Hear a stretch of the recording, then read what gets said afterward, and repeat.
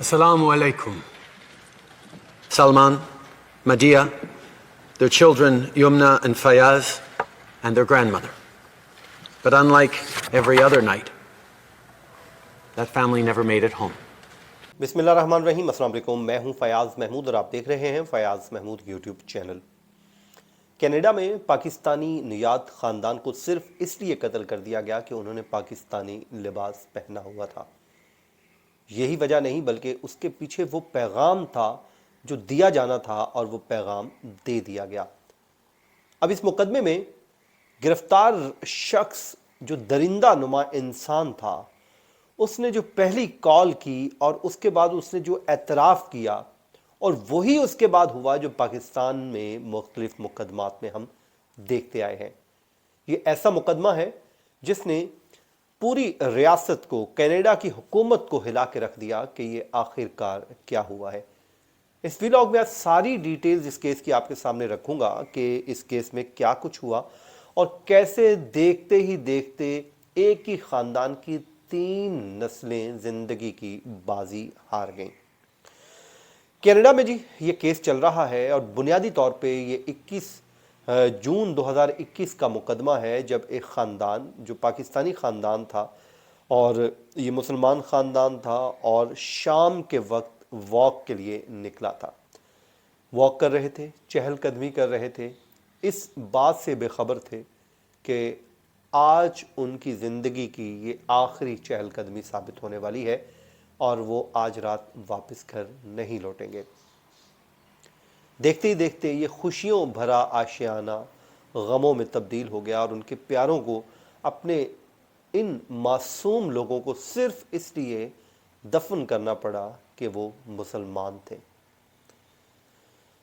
ये 22 साला दरिंदा नुमा इंसान है जी, जिसके ऊपर 4 जीते जागते इंसानों को कत्ल करने और एक इक़दाम कत्ल के इल्ज़ामात का सामना है।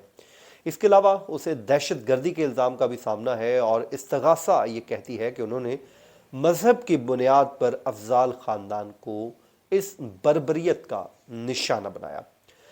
इस्तग़ासा और दिफा इस बात पे तो मुत्तफ़िक हो चुके हैं कि जब ये कत्ल की वारदात हुई तो ये दरिंदा नुमा ही शख्स गाड़ी चला रहा था और उसके बाद लेकिन उसका जो मौक़िफ़ है वो इस पे डिफरेंट रखता है। वो ये कहता है कि 6 जून 2021 को वो ख्वाब की जैसी हालत में था जब उसने शाम को वॉक करते हुए अफ़ज़ाल ख़ानदान की 3 नस्लों को लंदन के जो कनाडा का जो इलाका है, लंदन ओंटारियो के इलाके में गाड़ी तले मैंने कुचल दिया था। उसने कहा जी, उसमें 46 साला सलमान अफजल, उनकी 44 साला बीवी मदीहा सलमान, 15 बरस की बेटी यमुना और 74 साल की बुजुर्ग वालदा तलत अफजाल इस वाक़े में ज़िंदगी की बाजी हार गए थे। उनका 9 साला बेटा इस वाक़े में शदीद ज़ख्मी हुआ था और इस अदालती कार्रवाई में पहली दफ़ा कनाडा में सफ़ेद फार्म नस्ली बरतरी के नज़रिए पर मबनी दहशतगर्दी से मुतल्लिक कानूनी दलाइल ज्यूरी के सामने पेश किए गए हैं। ज्यूरी ने न सिर्फ जी ये फैसला करना है कि इस शख्स ने कत्ल के जुर्म का मुर्तकिब हुआ या नहीं, बल्कि ये भी फैसला होगा कि उसके अमल से क्या दहशतगर्दी के ज़िम्रे में भी आता है या फिर नहीं। इसलिए भी ये बहुत अहम मुकदमा है। 10 हफ्ते की तवील समातें हुई हैं जिसके अब इख्तितामी दलाइल चल रहे हैं और उस शख्स ने अपना दिफा खुद पेश करते हुए ज्यूरी को बताया कि उसने इस हादसे से 40 घंटे पहले बड़ी मकदार में नशा आवर मशरूम्स खाई थी।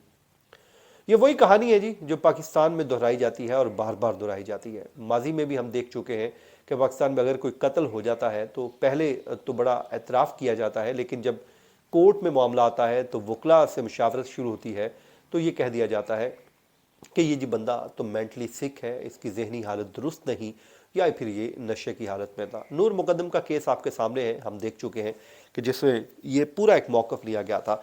इसी तरह सारा इनाम जब कत्ल हुई तो उसमें भी इसी तरह की ही कहानी सामने आई कि ऑल्दो कि अब वो कहानी तब्दील हो चुकी है और मुल्ज़िम ये कहता है कि मैंने सारा इनाम को कत्ल नहीं किया, बल्कि मैं तो वो नाश्ता लेने गया हुआ था और मेरी वो बीवी थी और हो सकता है किसी नामालूम शख्स ने कत्ल कर दी हो, और क्योंकि हमारा जो एक मौक़िफ़ था अपने वालिद का, वो मौक़िफ़ रखता है। ये वो सारी कहानी है।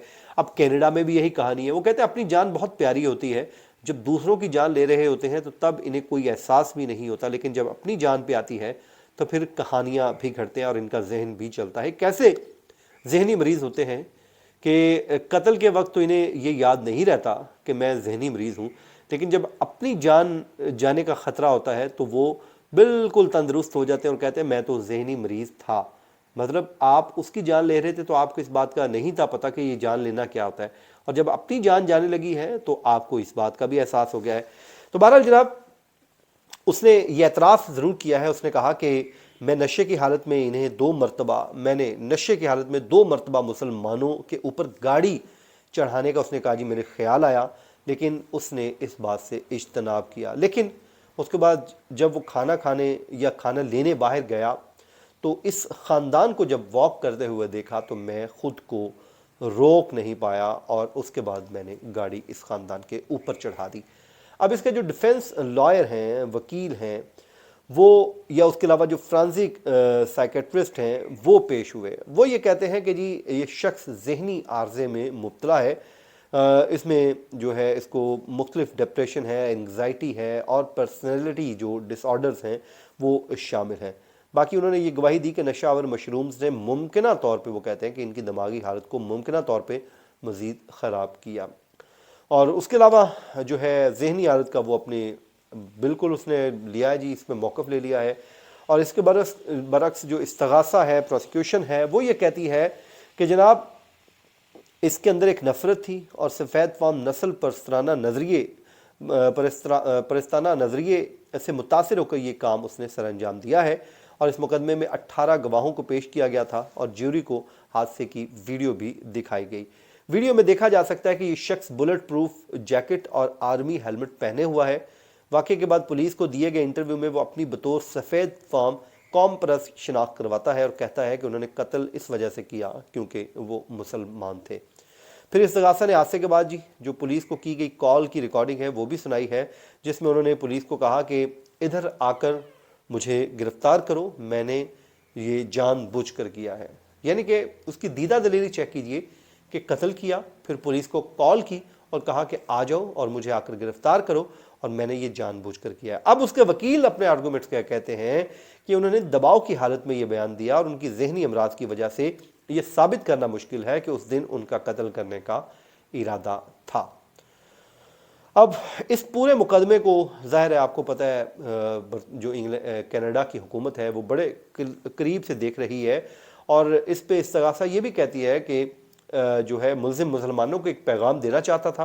वो पैगाम मजबूत था, वो पैगाम ज़ालिमाना था, वो पैगाम खौफनाक था और उसने वो पैगाम दे भी दिया और जो पैगाम वो देना चाहता था उसने बिल्कुल वो पैगाम दिया है। बहरहाल कनाडा में जी माहिरीन इस मुकदमे को बड़े गौर से देख रहे हैं और वो समझते हैं कि इस केस में इंसाफ होना चाहिए, क्योंकि वो देखना चाहते हैं कि अमेरिका में होने वाले जो हमले थे उसके बाद मुल्क में नाफिज होने वाली जो दहशत गर्दी की दफ़ात ऐसे शख्स पर कैसे नाफिज होंगी जिसने मुबैना तौर पर ख़ानदान पर इसलिए हमला किया कि क्योंकि वो मुसलमान था। अल्लाह ताला से दुआ है अल्लाह ताला इस ख़ानदान की मग़फ़िरत फरमाए और बाकी मुसलमानों को महफूज फरमाए। मुझे दीजिए इजाज़त, अल्लाह ने के बाद।